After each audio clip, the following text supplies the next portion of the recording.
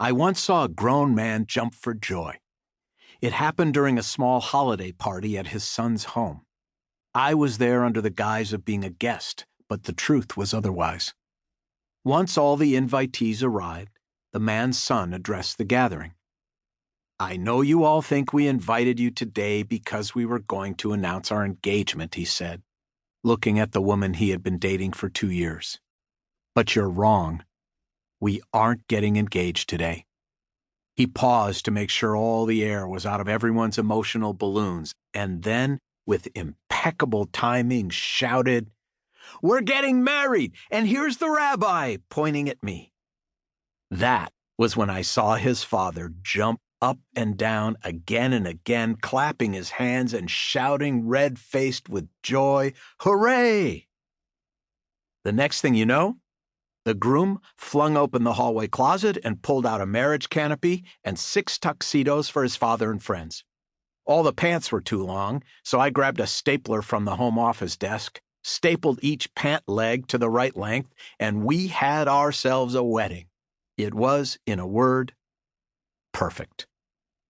I will never forget witnessing the pure exuberance and transcendence of that sublime moment in that man's life.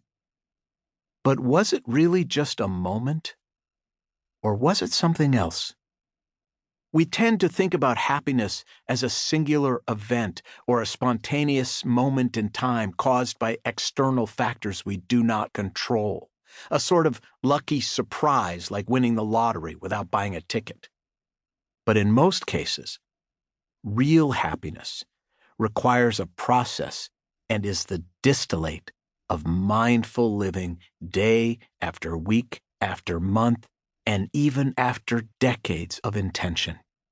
In other words, as opposed to pleasure, sudden and fleeting, happiness is the fruit of a slow-growing tree. That man was jumping for joy because that moment was not a moment, but instead the result of decades' worth of the commitment, anxiety, frustration, laughter, and love that are parenting.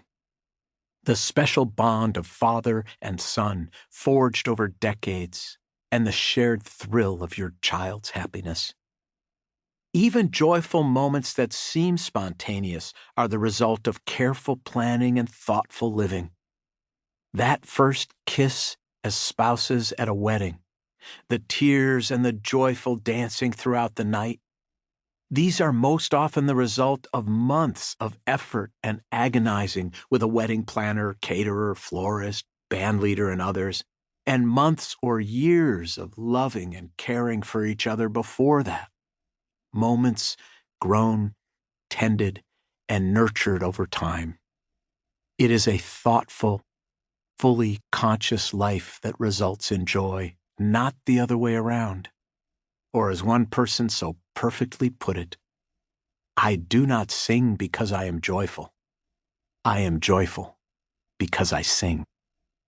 But there is so much more to happiness than sustained effort over time. Happiness also depends upon others helping to create and share in our joy as we help create and share in theirs. The ancients realized they could be content alone, but not joyful. Yes, their peak moments were the result of hard work and careful planning, but also the result of communal pilgrimages and the sacrifice of abundant produce and valuable animals at set times throughout the year. Not only was there nothing spontaneous about them, but there was also nothing ascetic or solitary about them either. Some of those sacrifices were given to the chief, shaman, priests, or prophets. Others were offered up to deities on a fiery altar, but much was eaten in family groups. These were among the handful of times each year when ordinary people feasted on meat, clans and tribes gathering in massive, noisy, beautiful family reunions.